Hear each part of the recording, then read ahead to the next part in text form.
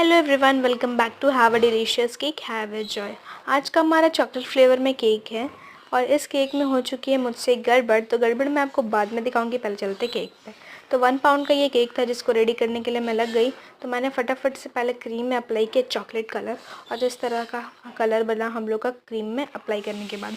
उसके बाद मैंने क्रीम का यूज़ करके फुल केक को आइसिंग की है अच्छे तरीके से। नीचे के साइड आइसिंग करने के बाद जो लेफ्ट ओवर क्रीम था वो मैं ऊपर की साइड आइसिंग कर दे रही थी। और आइसिंग करने के बाद मैं इसे फ्रीज़ कर दी थी ताकि जो हमारा केक है वो और भी अच्छी तरीके से सेटल हो जाए।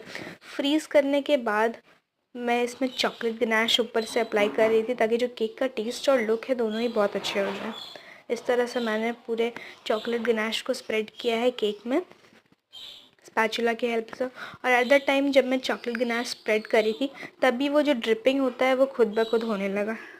चॉकलेट था हमारा केक के ऊपर, मैं जैसे जैसे स्प्रेड करी थी वैसे वैसे वो ड्रिपिंग हो रहा था। इस तरह से पूरे केक पे ड्रिपिंग कर दी मैंने। उसके बाद जो लेफ़्ट ओवर स्पेस था जहाँ पे ड्रिपिंग नहीं हो पाई थी वहाँ पे मैंने स्पून का यूज़ करके केक में ड्रिपिंग कर दी है। जो जो हमारा लेफ़्ट ओवर स्पेस था वहाँ पे मैंने स्पून के ही हेल्प से पूरे केक में ड्रिपिंग की है।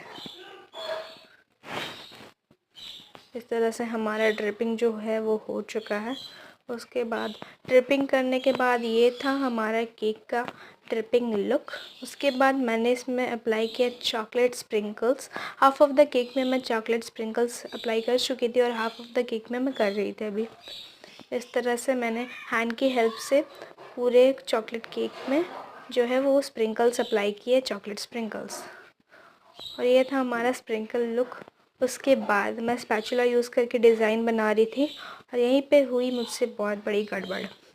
जैसे ही मैं चॉकलेट गनाश के ऊपर बना रही थी डिज़ाइन, एट द टाइम हो गई गड़बड़, बड़ा सा स्क्रैच लग गया। बट पहले तो मैं डर गई, उसके बाद मैंने अपने आप को काम रखा और उसको पूरे सरफेस को फिर से प्लेन कर दिया। तब वो जो डिज़ाइन था, जो गड़बड़ हुई थी मुझसे, वो विजिबल नहीं था। तो इस तरह से मैंने केक पे फ्लावर्स बनाया है। उसके बाद ऊपर से मैंने कैडबरी चॉकलेट फ्रीज़ करके रखा था, वो मैं इस पर सेट कर दे रही हूँ इस तरह से।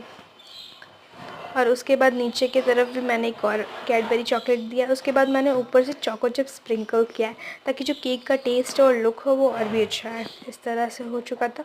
उसके बाद मैंने दिया एक बर्थडे टैग। तो ये था हमारा केक का फाइनल लुक जो कि बहुत ज़्यादा प्यारा लग रहा था।